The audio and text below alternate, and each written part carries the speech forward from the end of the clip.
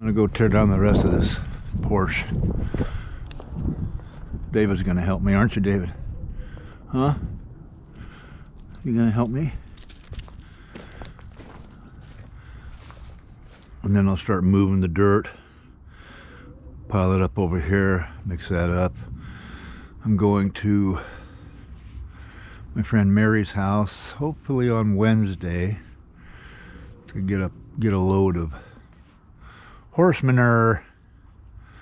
I might end up with a few loads. She's got a lot, so that'll be good. And I will talk to you soon. You gonna help me? Huh? Okay.